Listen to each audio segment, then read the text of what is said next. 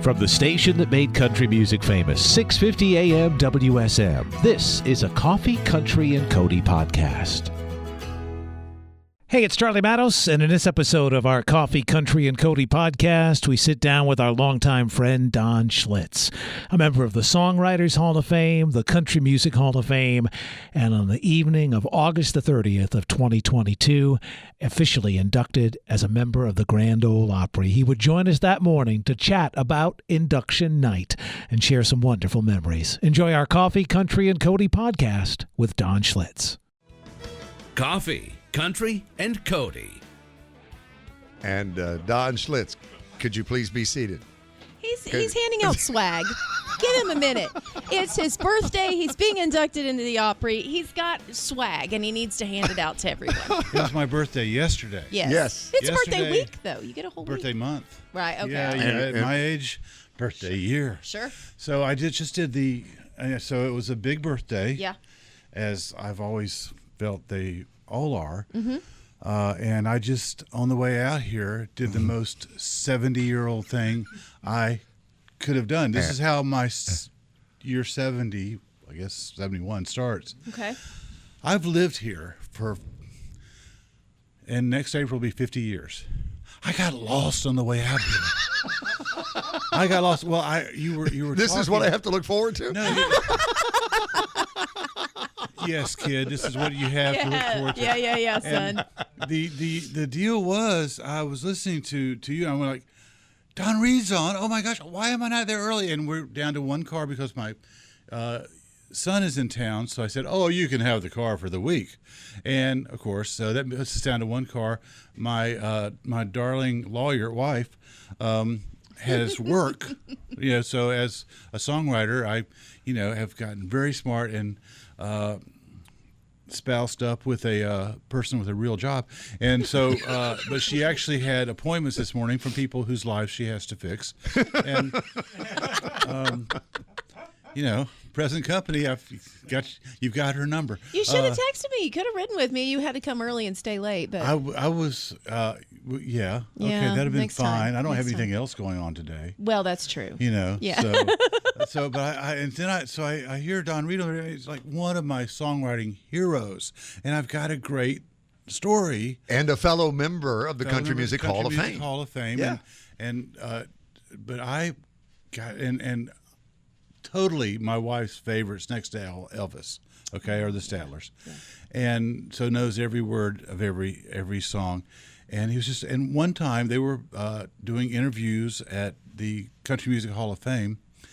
You can say again that we're both members of that. Where you are both members. Yes, and so someone said, hey, do you want to come back and meet the Stadlers? I'm thinking, like, my wife is going to kiss me for this. And, of course, so we go back, and I'm trying to think of what do you ask them? Well, since Don Reed's always been one of my favorite songwriters, we introduce ourselves and say hello, and they're very kind. And I say to Don, do you write on piano or guitar? And he said, well, that's very interesting because sometimes I'll start out on one, I'll move to the other. I'll start out on piano and move to guitar. And Harold is sitting there, and he says, I write all my songs on accordion. That's why they always fold in the middle. I'm like, were you just waiting for me to show up and ask this or what? I don't know. We wound up being Harold's setup man, right? And had no idea. And there's an honor that is, anybody would take. Anybody would take. I mean, amongst all the others, how lucky am I? And you know what? I understand how lucky to be sitting with you guys this morning. The reason I'm sitting here, and as you know, this is the first time the Opry has invited a songwriter who never had a hit singing, but I've been playing for forever, and so this is a singular situation tonight that this happens, and I had a train of thought going here, and it left the station. Anyway. This is why you got lost on the way. This is one of the reasons I got lost on the way. And you're, only for a few more hours does Charlie McCoy get to be the newest member of Grand Ole Opry. And you made history by getting a double invite on the same night. And that was also the Opry paying note and making sure everyone else pays note to some behind-the-scenes people. Yeah. Right. You know, and the behind-the-scenes people that the Charlie McCoy is, and I think Larry Gatlin called him that night the dean of the A-Team, as he certainly has been for all these years, plays everything. I knew him first when I was a teenager because he played bass on John Wesley Harding, the Dylan album. I thought he was a bass player. Yeah. You know, and he's just the most amazing multi-instrumentalist. And if one of the greatest role models as a human being that you could ever follow, I'd urge everybody to read his book, 50 Cents in a Box Top, about his career. Gets kind of deep in the end about all the dinners he had in Europe. And I think that was interesting to me, but the stories he could tell. He's got a Leonard Cohen story in there that I will not share, but it is worth going to charliemccoy.com and ordering that book. Is wonderful, just 15,000 sessions, I think. Oh my gosh! I think only Bob Moore maybe has more at 17,000, who played bass with the A-Team. Of course. Yeah. But it's somewhere around that. What a bunch of, and you know what? I got to town when I was 20, and that was young enough so that these guys played on my first demo sessions. Oh, wow. I know. And they played on the first sessions of songs that I ever had recorded as well. So So how many freshman semesters? I had 3 freshman semesters. That earns you a hat. and, Well, you said you got here at 20. I couldn't remember how many freshmen. Well, it didn't take long. They figured that what do you want to be, country songwriter? Okay, 3's enough. And You're good.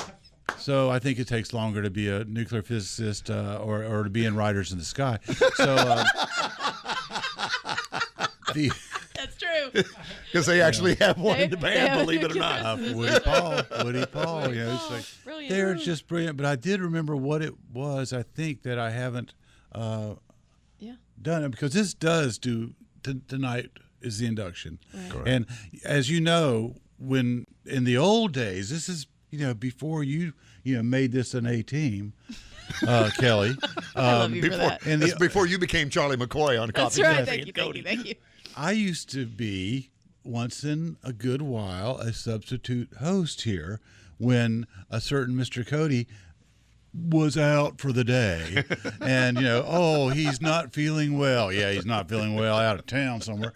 So I would come out and Charlie and I would sit and we'd only play Don Schlitz songs, which they were good. Yeah, that was kind of the rule. There were songs that Don wrote, and then songs we don't play. And That's that was perfect. the set list for the morning. That's very good. perfect. Yes.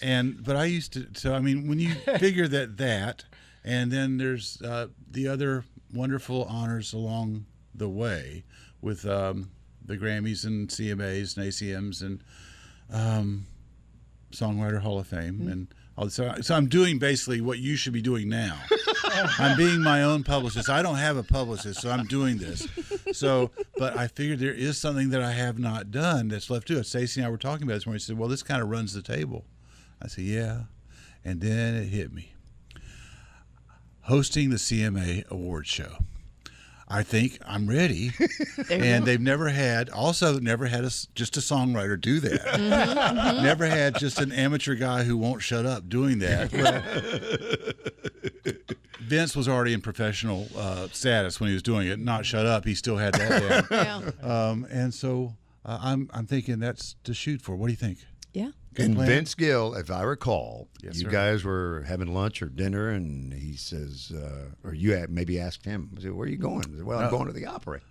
I could hardly get a word in because sitting and having dinner with Vince is like eating and watching Vince say nice things to people. Or actually people say nice things to him Right. and he nods his head.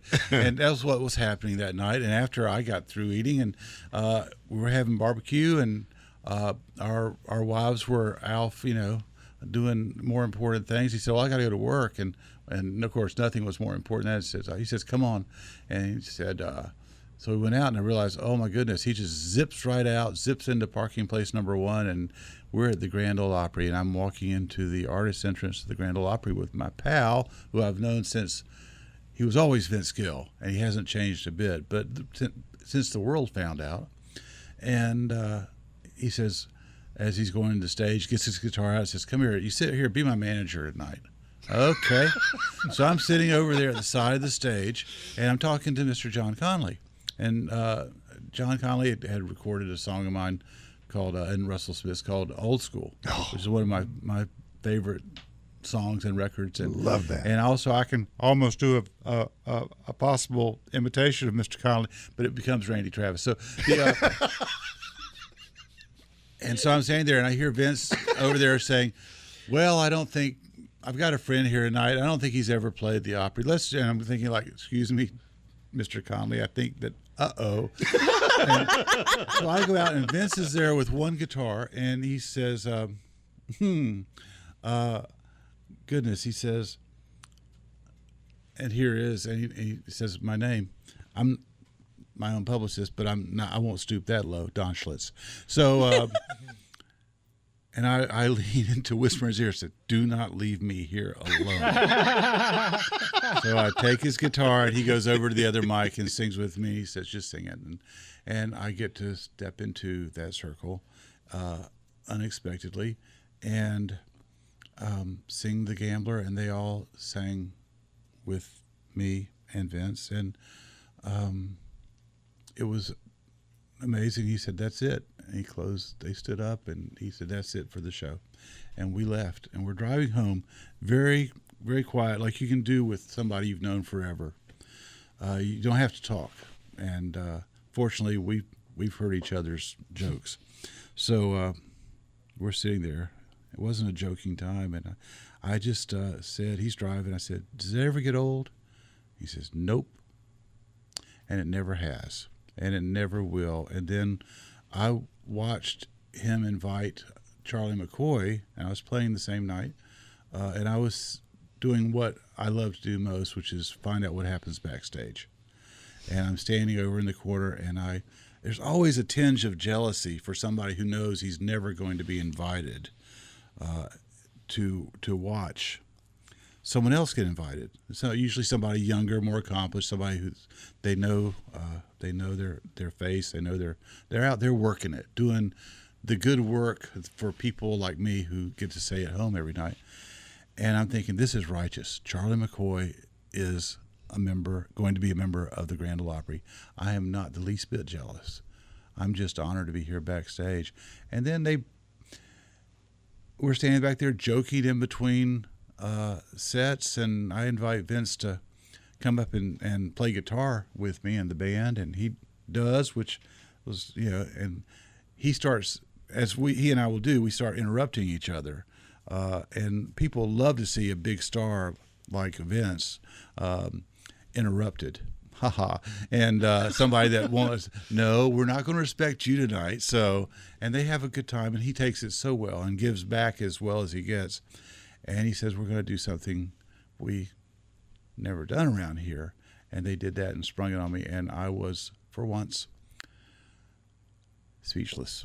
And, oh my goodness. And tonight you stand in that same circle with that same cat, your friend of so many decades now, and he inducts you into membership of the most hallowed family in country music, and that is the Grand Ole Opry family. And the key word is family. Yeah. And that's what I've discovered from the first time that they invited me back to come and sing. And then I learned how, at Vince's urging, to, "Hey, dude, don't just play with the guitar, play with the band. It's the greatest band in the world." And they are. They are, I should say that way. And they are. It's not an afterthought, guys. And everyone from day one has treated me with such kindness and respect and love, and it's like a family, and I hope that I can do it for many years for people like 49 Winchester coming in and debuting tonight. Yeah. And the young people who are still starting out, and let's just find out what happens. Well, you and Stacy are easy to love, and as Miss Minnie used to say, go out there, love them, and they'll love you back. Yeah, and you just stand there, and they don't come there wanting not to have a good time. And they don't come there wanting not to sing along. And I get to go out there and sing songs that the people who made them famous are not going to be there. Right. Kenny Rogers is not going to be there. Keith Whitley is not going to be there. They are all there in their songs, and that I had a chance to hear those songs first. Let's just put it that way. It's amazing. 24 number ones. Off to a break, and we're back with Don Schlitz, Country Music Hall of Famer and the next member of the Grand Ole Opry family. Twice the music Coming from the radio, coming from the radio. and gluten-free. It's a fact. It's Bill Cody in the morning on 650 AM WSM.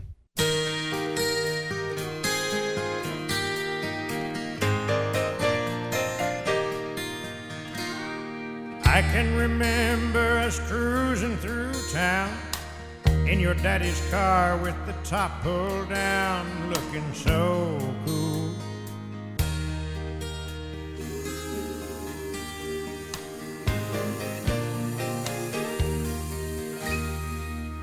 From the Springer Mountain Farm studio, coffee, country, and Cody.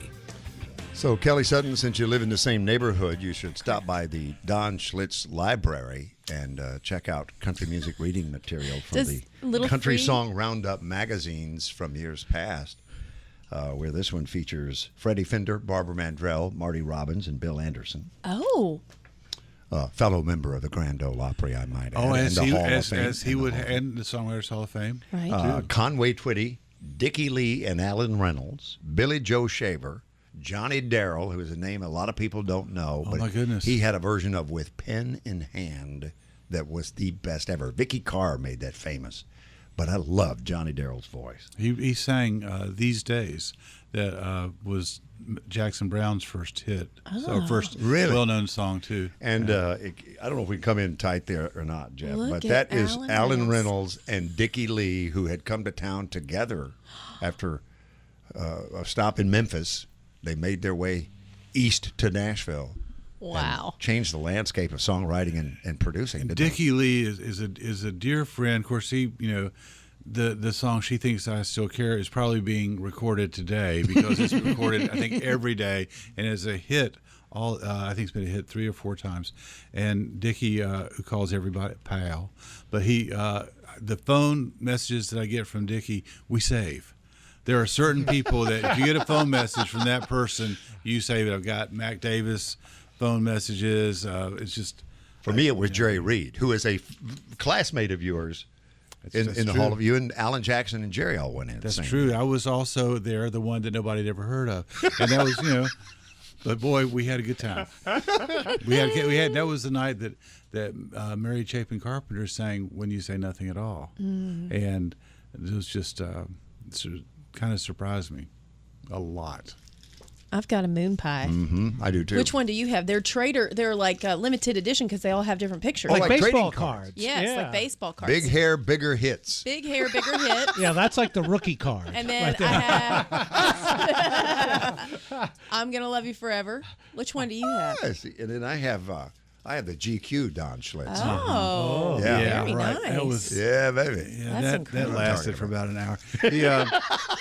But these were gifts from yesterday morning at Room in the Inn. We had a big old birthday party, and they had a huge birthday cake with 70 candles on it, and so I think that the fire company did come to make sure and to stand over, but. What was the line you said Don said about his 70th birthday and the next you night? told me. He said, I'm turning 70 on Monday, and then Tuesday I'm being inducted in the Grand Ole Opry, and I'd like to thank the Grand Ole Opry for not letting me peak too soon. Didn't let me peak too soon. I almost made it in my 60s. Almost. This close. This close. But yeah, it's like it's great not to peak too soon, and you guys should have that to aspire to. Good. Okay? What are you playing out of the songbook this morning? Oh, you know what? It's we're talking about what is going on here, and I do understand and know the reason that I will be part of the family, that I've been part of the family, is because of the wonderful people who have sung these songs, and the wonderful people that I've ridden with, and I've ridden with some of the absolute best in the world, and Then I've written some songs by myself, too, before I had friends. And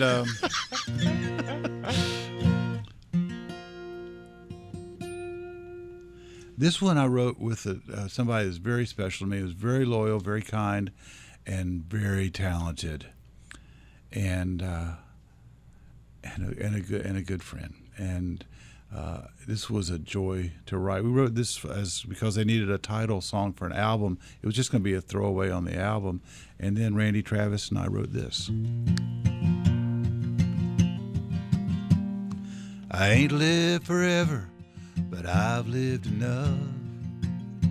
I've learned to be gentle, I've learned to be tough. I've found only two things that last till the end. One is your heroes, the other's your friends. It's an honor to be here. You guys are heroes and friends to me, and you wake me up in the morning, and I still want to hit snooze. Among the services we offer. But I love you, and thank you for always having been there for me. I'm grateful. Kelly Sutton, soon to be the 221st member of the family we know as the Grand Ole Opry. And we watched them put the plaque on with Charlie McCoy, so you saw how it was done. And we have a better screwdriver this time. Yes, we did. They had trouble last time with the screwdriver, but Officer Jim's got it all ready for us tonight. And what makes it more special, I learned earlier this morning that you are going in on the birthday of the 68th member of the Grand Ole Opry in 1952, Kitty Wells. Oh, my goodness. Wow. She was born on this date in 1919. And no matter what she said, God did make her. That's right. Don Schlitz, thanks for coming to see us. Thanks for allowing me to be a little bit late. We'll see you tonight on the stage of the Grand Ole Opry. I can't wait. Hey, all happens here, all over the world on WSM Radio, Circle Television. You for somebody else. They'll both stand beside you. Thanks for listening to our Coffee, Country, and Cody podcast. Our program director at WSM Radio is J. Patrick Tittle. Our digital producer is Haley Hall. Marketing and promotions director is Amanda Cannon. And I'm Charlie Matos. If you like what you've heard, make sure you subscribe so you never miss an episode. And leave us a review on iTunes. It really does help new people find the show.